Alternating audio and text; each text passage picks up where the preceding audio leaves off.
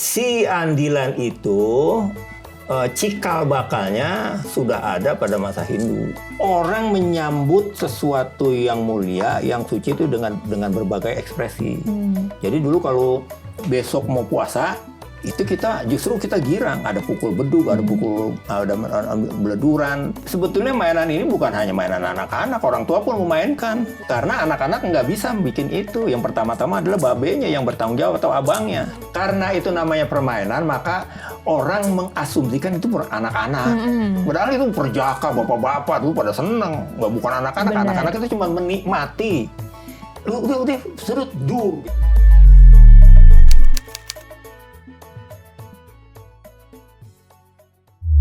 Halo teman-teman History.id, kembali lagi nih di Dialog Sejarah gitu kan. Kali ini kita akan membahas tentang tradisi masyarakat Betawi di saat menyambut bulan puasa atau bulan Ramadan dan juga saat merayakan Lebaran. Nah ini nggak lengkap rasanya kalau kita nggak bahas tentang masyarakat atau tradisi masyarakat Betawi ini tanpa kehadiran budayawan Betawi atau pegiat budaya dan juga kesenian Betawi gitu. Nah kali ini History.id akan berbicara tentang tradisi masyarakat Betawi ini bersama dengan Pak Yahya Andi Saputra. Terima kasih Pak Yahya Andi Saputra ini udah menyediakan waktunya karena mendadak ya Pak sebelumnya. Aman. Nah sebelum kita bicara tentang tradisi masyarakat Betawi saat menyambut atau merayakan bulan Ramadan dan Lebaran ini, kalau kita ngomongin masyarakat Indonesia ini kan tradisinya juga banyak ya Pak. Di setiap wilayah juga pasti punya macam-macam lah gitu.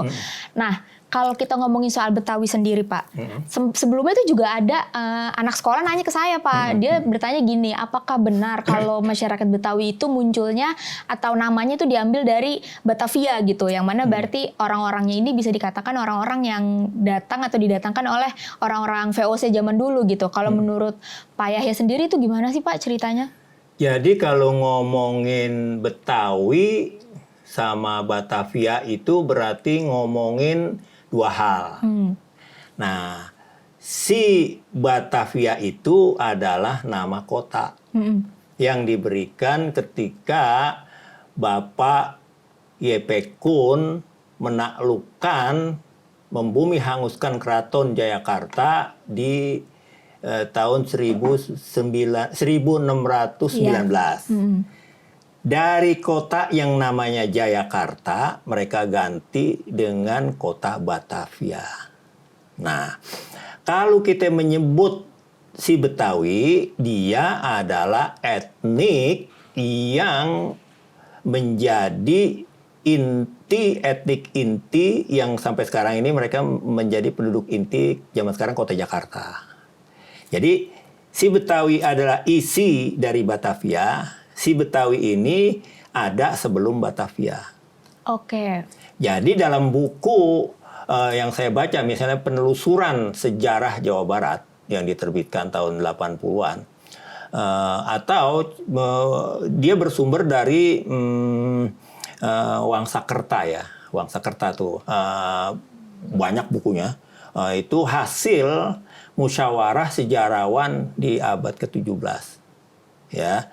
Nah, saat itu si Wangsakerta ini menjadi ketua panitia pertemuan sejarawan dan mereka mengundang dari seluruh kawasan ini yang dulu disebut Hindia Belanda pada masa itu. Nah, itu di situ dikatakan bahwa penduduk di sini, bukunya banyak ya, sekarang disimpan di Museum Sri Baduga Maharaja itu, yang namanya Pustaka Ibumi Nusantara. Itu buku yang diterbitkan itu berupa manuskrip itu disimpan di perpustakaan Museum Sri Baduga hasil pertemuan sejarawan di abad itu. Nanti bisa kita baca lagi, misalnya ringkasan-ringkasannya bisa kita baca dalam Wangsakerta, itu buku-buku itu ada. Nah, si Betawi itu sudah ada pada abad kedua. Oh, oke.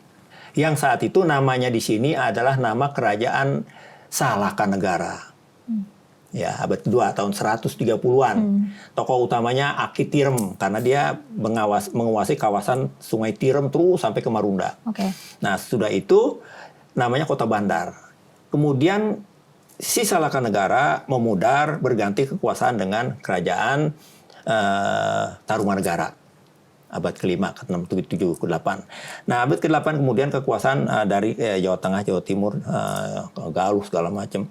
Kemudian di sini juga dipengaruhi oleh kekuatan lain, ya, oleh kekuatan Melayu, sehingga orang-orang sini menjadi berperadaban Melayu. Kemudian dari situ abad ke-11, 12, 13, kemudian si kota Bandar ini dikuasai oleh kerajaan Sunda, namanya Sunda Pajajaran. Nah, di masa kerajaan Sunda Pajajaran itulah kawasan ini berganti nama kota ini yang namanya semua disebut Bandar, Bandar Salaka, Bandar Taruma. Kemudian nama ketika kawasan ini dikuasai oleh kerajaan Sunda, di kota ini namanya berarti Sunda Kelapa. Si Sunda Kelapa itu kemudian kerajaan Sunda juga takluk pada kekuatan gabungan yang saat itu sudah Islam ya, Demak, kemudian Cirebon, kemudian Banten, yang tokoh utamanya Bapak Fathahillah yang merebut kawasan Sunda Kelapa pada 1527, bulan Juni 1527. Oleh karena itu kota ini kemudian ulang tahunnya besok 500 tahun nih, karena berdasarkan itu 1527 sampai 2027 itu kan jadi 500 tahun. Jadi Bapak Fathahillah kemudian mengganti nama kota ini menjadi Jayakarta. Si Jayakarta ini nggak bertahan seabad kurang, kemudian dicaplok oleh kekuatan dari Eropa, yaitu Bapak Yepe Kun. Nah, pada perpindahan kekuatan-kekuatan ini, si orang sini berada pada lingkaran kekuasaan-kekuasaan itu. Nah, dugaan orang karena memang sangat masif terjadi bentuk-bentuk ekspresi kebetawian itu memang pada masa kolonial. Karena ketika Bapak Yepe Kun membangun kota ini dengan mendatangkan banyak orang, karena kan ini bumi hangus. Iya.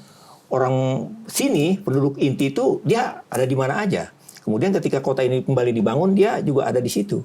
Nah, kemudian di sini ada Jawa di sini, Cina di sini, Sumakassar di sini, Bali di sini, Melayu di sini, kan ada kampung-kampung. Jadi itu citra itu kemudian memang diciptakan pada masa kolonial. Sehingga orang mengatakan bahwa Betawi itu Batavia, padahal itu dua hal. Si Batavia adalah metamorfosa penamaan kota yang akhirnya sekarang kita kenal Jakarta. Si Betawi adalah dulu disebut proto manusia Melayu Betawi. Proto. Barulah memang penamaan si Betawi itu pada abad ke-19 terutama, karena berdasarkan itu. Tapi pada abad ke-17 juga nama Betawi itu sudah dikenal. Jadi si Betawi itu sementara orang-orang mengatakan dia berasal, kita susah ya menyebut nama Batavia itu. Maka orang Betawi, apa susahnya ya, Pak? Coba susahnya apa? Mungkin karena V gitu ya, Pak. Jadi iya, nggak ada susahnya juga orang sebut Batavia, kemudian Betawi. Ya apa susahnya orang nyebut Batavia? Jadi dia lupa bahwa si Batavia itu adalah nama kota, nama kawasan yang di dalamnya ada macam-macam orang, termasuk salah satunya si inti si Betawi. Nah, si Betawi itu menurut beberapa pihak memang diambil dari nama tanaman. Oh gitu. Ya, dalam buku yang buku lama itu Plan Kuning van Nederland Inti, buku sejarah kolonial zaman dulu gitu ya, Pak. itu disebut ada gulingin Betawi, pohon guling Betawi. Itu kalau zaman sekarang namanya kalau bahasa Betawinya pohon ketepeng. Kalau bahasa Melayunya itu Cassia glauca. Jadi jangan disamakan perkembangan kota dari si Bandar, kemudian menjadi Bandar Sunda Kelapa, kemudian menjadi Jayakarta, kemudian menjadi Batavia, kemudian menjadi Jakarta, itu adalah kota. Sementara nanti di sini banyak orang yang hidup di dalamnya, yang intinya adalah si Betawi, Melayu Betawi. Berarti memang bisa dikatakan jauh lebih awal masyarakat Betawi itu terbentuk gitu ya, Pak ya? Kan ada orang dulu, baru ada penamaan. Betul, Nah, orang tanya dulu dari mana? Oh, saya dari Betawi. Karena itu nama pohon, dalam ilmu toponimi namanya penamaan kawasan, nama tempat berdasarkan kondisi yang ada, kondisi geokimia yang ada itu, dikatakan bahwa saya orang gimana ya? Oh, saya dari Betawi. Betawi itu apa? Oh, nama pohon. Jadi saya tinggal di kawasan yang banyak pohon betawinya gitu. Tapi itu berarti memang jadi semacam kebiasaan unik di Jakarta juga ya Pak? Iya. Karena ada beberapa kayak Lebak Bulus itu kan karena banyak bulus gitu ya, tanaman yang kayak hewan yang Iya. seperti kura-kura gitu ya Pak. Terus juga Rambutan, kampung sawo, rambutan betul. duku. Berarti memang sudah ada kebiasaan untuk menamakan itu berdasarkan flora atau fauna di wilayah itu gitu Iya. ya Pak. Oke, sekarang kita kalau masuk ke tradisi masyarakat Betawi nih Pak. Iya. Mungkin yang cukup populer itu kan di masyarakat ada andilan, Iya. ada permainan juga belunduran gitu kan. Nah, kalau kita ngomongin tentang tradisi ini Pak dalam menyambut Ramadan ataupun merayakan Lebaran gitu seperti tadi Pak Yahya bilang bahwa sebenarnya mungkin ada kaitan juga nih dengan penyebaran agama Islam gitu di wilayah Jayakarta zaman dulu gitu ya Pak. Apakah memang dua tradisi itu tadi, beluduran dan andilan ini muncul karena ada kaitan dengan penyebaran agama Islam? Si andilan itu cikal bakalnya sudah ada pada masa Hindu. Oh gitu, oke. Karena dia bentuk ekspresi kebersamaan masyarakat, Oke. jaring sosial. Jadi dia kalau mau gotong royong segala macam itu kan, kemudian kalau dia mau bersih daerah, mau bersih kampung, ada kerjasama gotong royong, sorogan segala macam itu. Nah, dia kemudian di tangan si Betawi itu, ketika si Islam masuk, memang dikhususkan yang ini ya, yang apa andilan. Yang andilan itu kemudian ketika Islam masuk, dia menjadi salah satu cara merawat kepedulian sosial secara bersama-sama di tengah-tengah masyarakat. Jadi kalau nama andilan itu sendiri memang baru muncul pada masa kolonial. Oh, oke. Tapi perbuatan itu sudah ada, kita bersih kampung sama-sama gotong royong. Oh mau ada tahun baru. Oh mau ada menyambut ini hari besar. Oh kita gotong royong. Jadi bentuk kebersamaan itu udah ada. Sedangkan bentuk andilan, nama andilan itu sendiri baru ada pada masa kolonial. Karena dia diambil dari bahasa Belanda, andil. Kalau zaman dulu tuh andil holder ya, anggota andilan. Ya, andil holder itu kan para peserta andilan. Jadi di situlah muncul kata si andilan. Nah, itu bentuk kebersamaan, menyelesaikan problem bersama-sama, menyiapkan kondisi-kondisi secara bersama-sama, itu andilan. Nah, kalau dalam kemudian dia memang khusus pada saat menyambut Lebaran, yaitu mereka sudah ada 6 bulan atau 7 bulan sebelum bulan puasa dia udah ada. Oke. Jadi ini mau puasa nih. Kalau dulu kan kita mengenal siklus. Ya orang-orang kampung tuh siklus. Wah bulan puasa nih kapan nih? Wah 7 bulan lagi, berarti kita harus sudah siap dari zaman sekarang untuk menyiapkan keperluan nanti buat merayakan hari kemenangan, hari Lebaran. Nah, apa tuh? Ya salah satunya menyiapkan apa yang paling istimewa pada bulan Lebaran, yaitu menyiapkan daging kebo. Nah, oleh karena itu mereka tetua kampung umumin tuh, kita siapa mau ya? Mereka daftar. Gitu. Berarti memang bisa dikatakan bentuk ekspresi kebersamaan di awal ya Pak, dan itu tidak terbatas pada saat menyambut atau akan merayakan Lebaran gitu ya Pak. Jadi dalam berbagai sektor pun kalau si gotong royong. andilan itu memang khusus untuk menyambut Lebaran. Oh gitu. Si andilan di Betawi. Nah. Tapi kalau kegiatan gotong royongnya ini di segala sektor gitu ya Iya, Pak? segala sektor. Kalau gotong royong andilan itu khusus menyambut Lebaran. Oke. Nah. Kan ada macam-macam, ada bersih desa, ada bersih masjid, bersih kampung, bersih kuburan, ngecat ini, segala macam. Itu bentuk gotong royong urunan paketan, dulu disebut juga paketan. Nah, itu yang memang di gotong royong macam itu tadi dia nggak mengikat. Nah, kalau si andilan ini bedanya, dia ini bebas, lu mau ikut mau apa, lu mau kasih makanan nggak apa-apa, tapi si andilan ini memang sangat mengikat karena dia terkait dengan urunan pembiayaan yang harus ditanggung bersama-sama dan nggak semua orang bisa ikut di si andilan, nggak semua. Ada syarat tertentu atau memang karena materi gitu Pak? Iya, dia kan karena ini cerita masa dulu ya. Karena zaman dulu kan mendapatkan stok daging itu nggak kayak sekarang. Tiap hari kita ke toko udah ada tuh ayam, daging sapi, daging ini segala macam udah ada, yang macam-macam udah diolah. Nah kalau zaman dulu nggak, jadi kita orang udah siap nih. Jadi tetua kampung bisa disebut bebongkot, bisa disebut aki, bisa disebut nama-nama itu ya. Bisa disebut dato, itu kan kalau di kota itu disebut dato. Ada uan, tuan yang ada di pinggir itu uan di pinggir itu disebut. Jadi uan, dato, bebongkot, uyut itu kumpulin orang. Kita mau mempersiapkan Lebaran. Gua, ya cara-cara yang ngomongnya. Gua kepengen kita nanti menikmati Lebaran itu dengan daging. Dulu kan kebo daging kebo. Maka siapa yang mau ikut? Ya ikut.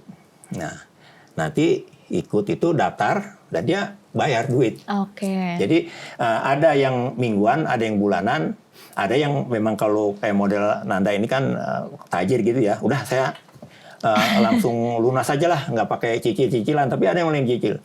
Nah itu nanti si bebongkot, si tetua, si dato, si uan itu yang kalau memang membeli kebo itu belum cukup, maka dia harus mokoin dulu namanya istilahnya. Nombokin. Mokoin, iya. Mokoin itu nombokin. Karena tetua itu kan biasanya memang dia banyak tabungan. Tokoh masyarakat yang dihormatin dia, oke gue beliin dulu. Nanti dibeli itu. Dipiara lah itu kebo. Tergantung berapa orang yang daftar nih, misalnya 10, 20, 50, 40, 60, tergantung jumlah orangnya dan nanti jumlah orang itu nanti akan menentukan jumlah dari kebo yang akan disiapkan. Oke. Nah, kalau untuk proses apa ya, mungkin kita sebutnya ngangon kebonya gitu, Pak Yahya. Ini gimana nih prosesnya? Apakah kita biasanya gitu membayar orang atau dari para peserta ini yang akhirnya dengan sukarela misalnya gantian gitu? Ada yang secara gotong royong dipiara, tapi ada juga yang secara khusus ngambil tukang piara. Oh, oke. Tukang ngangon, tukang piara. Jadi dia kalau pagi dia yang tuntun ke tempat cari makan, dia yang guyang, dia yang kasih sehingga nanti pada gilirannya tuh kebo tuh memang bukan hanya bertambah beratnya, dia kalau kita lihat udah kita naksir lihatnya nih. Wah, kebo cakep banget kebo nih. Jadi wah gemuk segala macam. Nanti pas kalau udah di pada masanya 2 hari atau 3 hari sebelum Lebaran itu dipotong, dia naik di jumlah hitungan. Misalnya ini satu kebo, satu kebo ini kira-kira berapa ton dia, berapa kuintal. Nah, berapa kuintal itu nanti harga kebo itu misalnya kalau zaman dulu kan masih murah ya, masih 800.000 atau masih 500.000. Kalau sekarang kan udah 15 jutaan atau 20 juta atau 30 juta. Jadi satu kebo dengan berapa kuintal dibagi berapa orang, kira-kira dia akan menghasilkan seluruhnya tuh, kan nanti dibagi barang-barang tuh. Mau kulitnya, mau jeroannya, terutama dagingnya, itu nanti dibagi sama-sama. Oh, ini untuk 30 orang. 30 orang berarti kalau 500 kuintal berapa seorang gitu ya. Nah, itu berarti kalau dia harganya 50 juta seorang itu berapa duit gitu. Itulah yang kemudian disetor dan itu ada tukang piara kebo, ada tukang nagih. Jadi 2 orang tuh. Bisa aja tagihan itu lu datang ke rumah. Kalau tetua tuh bilang. Atau pada saat urunan tertentu di bulan puasa atau bulan apa dia yang ambil gitu ya. Ibaratnya tanggal jatuh temponya gitu ya untuk urunan gitu. Nah, apakah proses pembagiannya itu disesuaikan dengan jumlah urunannya atau jadi satu kebo dengan biaya 25 juta, satu kebo di 25 juta, kalau mau dapat gedean berarti jumlah anggotanya dikurangin. Tapi jumlah bayarannya ditambah ya. Kalau dia mau secara kita bersama-sama gitu, pokoknya udah saya 1,5 juta seorang. Jadi kalau 1,5 juta untuk 25 juta berapa? Berapa orang tuh? Tinggal dikali aja. Nah, nanti jumlah itu nggak ada sisa, potong, namanya ditandingin. Setanding menjadi 25 tanding. Menjadi 20 tanding sesuai pesertanya jadi, satu kebo untuk 25. Peserta ada 70 orang. Tinggal dikali Iya. aja berapa kebo gitu. Oke. Oh, berarti nggak terbatas satu juga ya, Pak? Nggak terbatas karena itu kan dia mengikat. Iya. Walaupun memang kepesertaannya itu bebas gitu ya, tidak memaksa, tapi semakin banyak orangnya biasanya juga akan Ya semakin ringan. bertambah juga gitu. Iya. Antara semakin ringan iurannya atau bertambah jumlah kerbaunya gitu jumlah ya, Pak? kebo. Oke. Ini menarik sih, Pak. Nah, Ya, kalau penjaganya dia yang ngangon, mau cuma dapat murahnya, bisa satu kebo kalau 30 orang, berapa kilo cuma dia dapatnya, Iya, kan iya. gitu. Jadi kalau mau dapat setanding kebonya 5 kilo untuk dagingnya, untuk kulitnya sekian, untuk tulang-tulangnya sekian, untuk jorannya sekian, itu kan nanti dibagi semua tuh. Iya. Ditimbang, standing ada 20 tanding untuk 20 orang satu kebo. oke. Nah, lain lagi potong lagi. Nah, kalau yang penjaganya atau pengangonnya ini berarti dia diupah hitungannya Iya. ya, Pak? Bukan dari pembagian kerbaunya gitu ya? Bukan. Tukang ngangon itu dibayar. Oke. Nah, kalau sekarang nih Pak, kita ngelihat tradisi andilan ini masih berjalan nggak sih kalau menurut penglihatannya Pak Yahya sendiri? Masih ada ya? Masih. Saya hampir setiap mau Lebaran tuh selalu diundang. Oh, Baik gitu. anak-anak Betawi yang ada di pinggir Iya. maupun tahun kemarin aja, tahun ini juga akan ada nih. Karena pemerintah baru ini dia peduli dengan tradisi begini. Oh, oke. Tahun lalu kan ada juga tuh andilan tuh yang dilaksanakan di di dekat Ragunan. Nah, tahun ini juga akan dilaksanakan di situ. Oh iya. Oh, yang kampung Betawi itu ya, Pak? Bukan di situ. Ini yang dekat di Ragunan, Oke. di depan Departemen Pertanian tuh kan ada tuh Oh, komplek. iya. Kalau dulu Iya, suka iya. anak-anak suka pelaksanaannya di situ. Oh, Tapi oke. dilaksanakan oleh tokoh-tokoh masyarakat. Gitu ya. Ya gubernur yang nyumbang berapa gitu.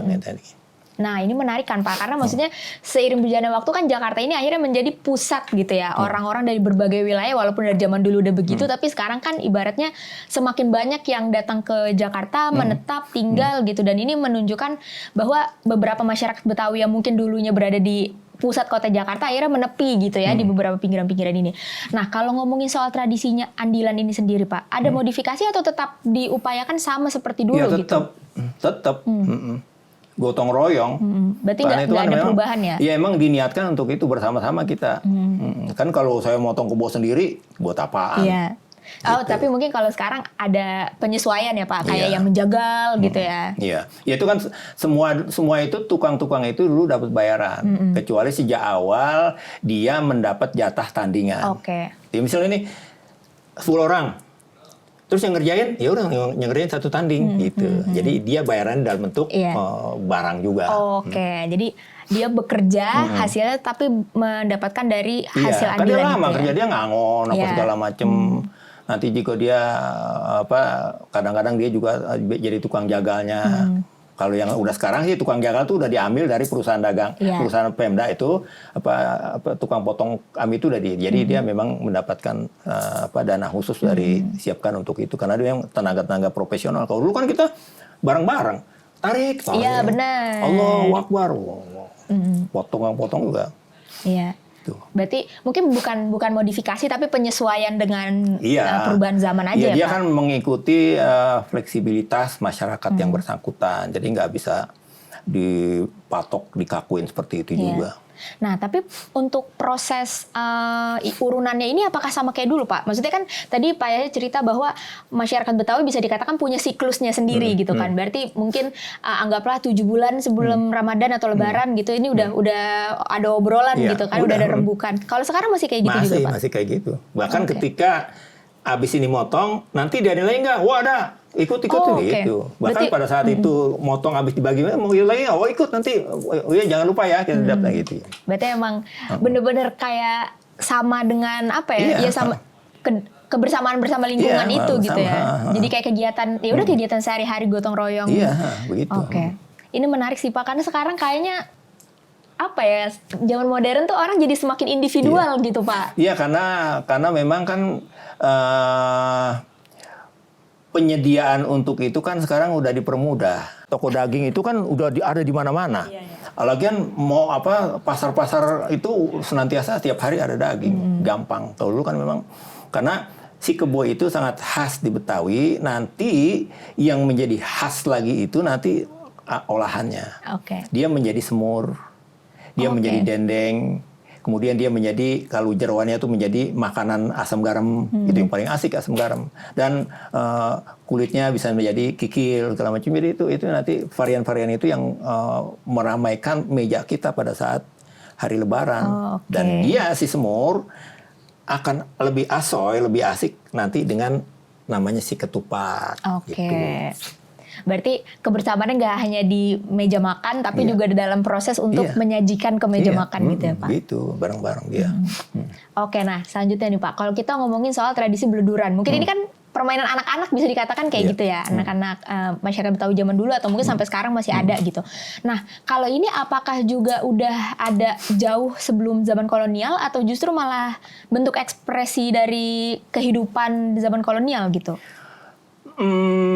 Salah satu dugaan orang itu bentuknya nyanyian rakyat, saya lupa tuh ya,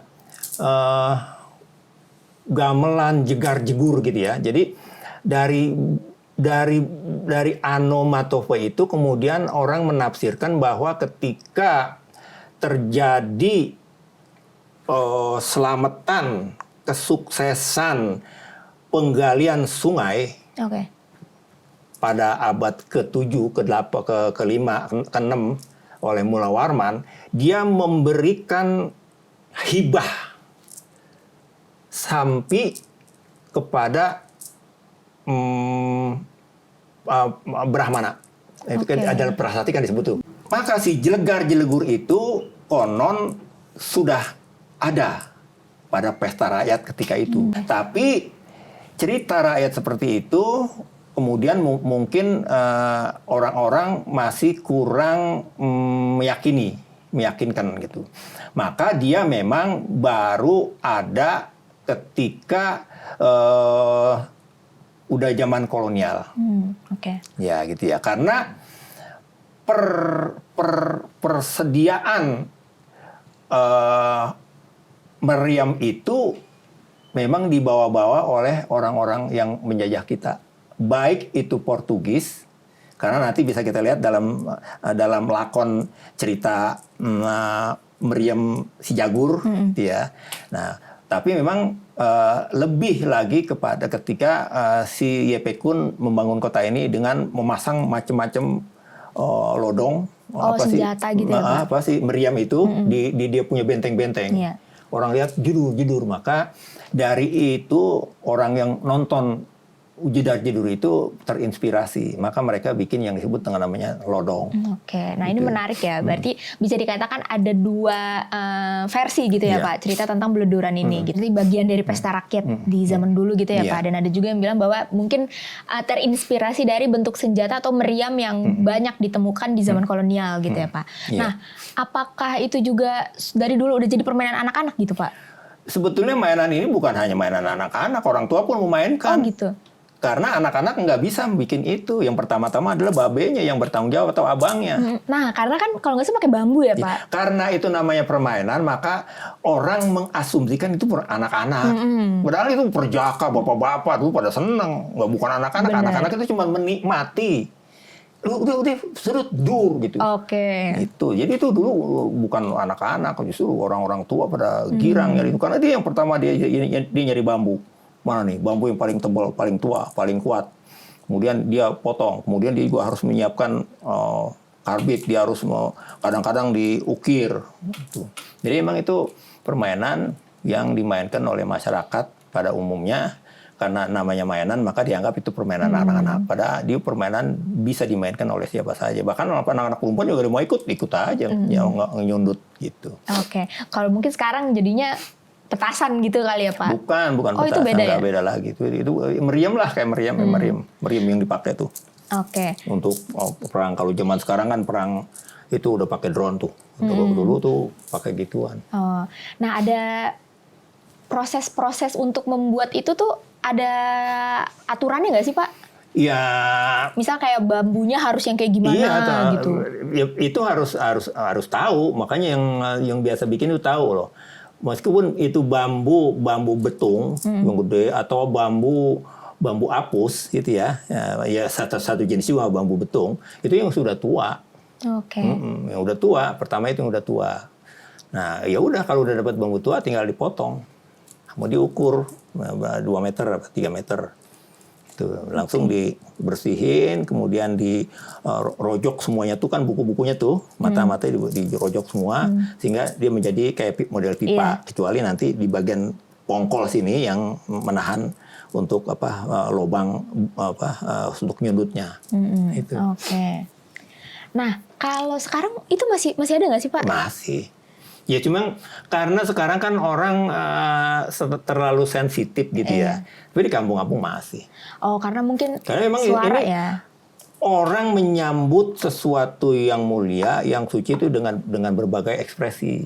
Jadi dulu kalau besok mau puasa, itu justru kita girang. Ada pukul beduk, ada beleduran. Kalau beledurannya emang nggak ada, yang dulu pecah atau udah rusak, dibikin yang baru, atau simpenan. Kan beledurannya cakep itu biasanya bisa disimpan, nanti dipakai lagi. Nah itu kemudian besok mau puasa, kita gini hari udah bedur. Kadang-kadang antar kampung tuh. Kita perlombaan antar kampung. Oh bener, kayak ditandingin gitu ya. Iya. Nah, kalau tradisi lain, Pak, di masyarakat Betawi dalam momen menyambut Ramadan atau menyambut Lebaran, ada lagi nggak sih, Pak? Yang sampai sekarang itu masih terjaga gitu, atau justru mau ditumbuhkan lagi? Semuanya masih terjaga, cuman bentuknya sudah berubah. Oke. Misalnya, besok mau puasa atau 2 hari sebelum puasa itu, biasanya kita nih, kalau kamu biasa dalam satu keluarga itu, kamu lebih banyak duit, lebih kaya, maka kamu mikirin. Itu disebut nyorog. Oke. Nyorog itu nganter tuh. Nyorog itu memberikan material mentah untuk mempersiapkan, wah adik kamu nih, Romanya rada payah nih, dia kehidupannya sekarang nih, maka kamu datang kepada dia, bawain sembako yang namanya sembako. Jadi semuanya mentah. Kalau nganter, itu bentuknya udah matang. Siap saji. Kalau nyorog itu memang beras, telur, mie, kecap, semua sembako gitu ya, Pak? Jadi sembako gitu. Nah, bentuk itu tetap ada pemberian yang namanya nyorog itu, tapi memang bentuknya sudah berbeda. Oke. Jadi, sini ada nomor rekening nggak? Jadi sekarang pakai ginian aja. Berarti Padahal nggak, dia tetap datang ke rumahnya untuk, besok mau Lebaran minta maaf ya, besok mau puasa nih minta maaf ya. Ini saya nggak sempat bawa apa-apa, emang nggak sempat kita ke pasar gitu kan. Ini nomor rekening dah. Iya. Cing udah kasih gitu. Itu. Berarti konsep mentahannya tuh bukan lagi sembako, tapi ya udah mungkin yang lebih praktis. Iya benar. Jadi nggak mau capek. Dulu kan kita tenteng tuh. Kalau beras paling nggak 20 kilo, sekarang ada yang 20 kilo. Lumayan juga. Iya, gitu. Okay. Jadi itu bentuk itu masih ada sampai sekarang karena di keluarga-keluarga kita masih melaksanakan itu. Oke, menarik. Nah, selain itu ada lagi nggak, Pak? Bebersih juga termasuk. Bebersih itu semua tuh dibersihin itu masih. Keramas, kalau dulu kan keramas perempuan tuh menyambut bulan puasa itu kan dulu kita sama-sama mandi di kali sebagai bentuk kesiapan kita dengan keramas cara dengan merang. Nah, sekarang karena melihat kondisi udah seperti ini, maka lagian kemudahan untuk sampai itu lebih gampang, maka tinggal beli sampo aja. Yeah. Jadi begitu. Jadi terutama kerja bakti membersihkan lokasi-lokasi yang tertentu itu masih dikerjakan zaman sekarang. Betul. Tapi memang masjid-masjid sekarang itu kan karena dia sudah bayar orang, namanya merbot itu maka si jamaah ini hanya mengumpulkan derma buat lebih menggairahkan lagi si merbot yang mengerjakan kebersihan itu. Jadi semua bentuk itu masih ada, cuman memang dalam ekspresi kesehariannya dia itu udah nggak kelihatan. Yeah. Karena merbot ada 3 orang. Kalau masjid sekarang di kampung saya tuh masjid udah merbotnya udah 3 orang. Okay. Gitu. Kalau 1 bulan kan itu kan dari iuran jamaah. Benar. Gitu. Kuburan sekarang ada panitia kuburan. Kan ini kan dulu menjelang bulan puasa kita sebelum nyekar itu kita bersih kuburan semua. Nanti mau habis Lebaran sehari atau 2 hari kita juga ziarah lagi. Itu kan harus dipelihara. Nah sekarang sudah ada tukang piara kuburan yang namanya rukun kematian. Dia yang membayar orang-orang yang merawat kuburan setiap hari. Kita masyarakat yang dulu bawa pacul, bawa parang untuk bersih-bersihin itu udah ya, sebulan iuran 50.000 gitu misalnya. Jadi sekarang bentuknya seperti itu. Itu bentuk kegotong royongan masyarakat udah berubah bentuknya. Betul. Ini menarik ya Pak, karena saya jadi nostalgia waktu saya kecil juga nih. Ada masa tuh dulu menjelang Lebaran gitu ya, biasanya ada momen bersih-bersih masjid, kayak dulu kan sejadahnya kita tuh dibersih-bersihin karpet gitu. itu baru biasa di sini di akhir tahun 70-an. Dulu tuh kan kita pakai tikar. Iya, benar. Tikar itu kan harus dibawa ke kali, kita cuci bareng-bareng, dijemur. Benar. Itu sawangan api, itu kita bersihin, dicat lagi. Itu kan bareng-bareng. Benar. Nah gitu. Iya.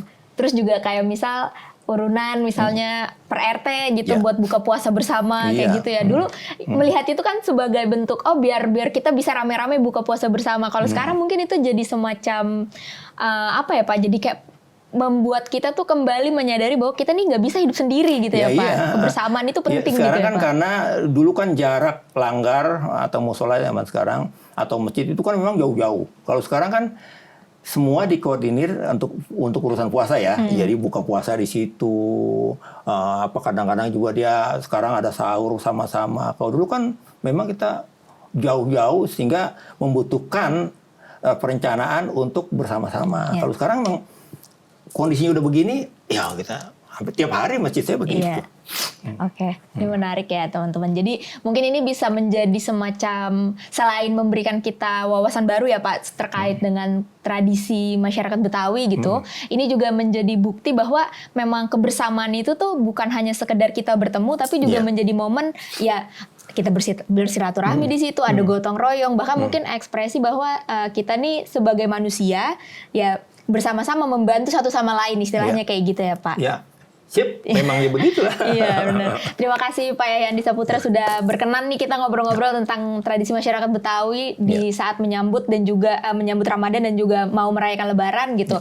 Nah nanti mungkin selanjutnya kita bisa ngobrol hal yang lain lagi. Sip. Oke, dan terima kasih teman-teman History.id yang sudah menyaksikan dialog sejarah kali ini. Sampai bertemu lagi di episode selanjutnya.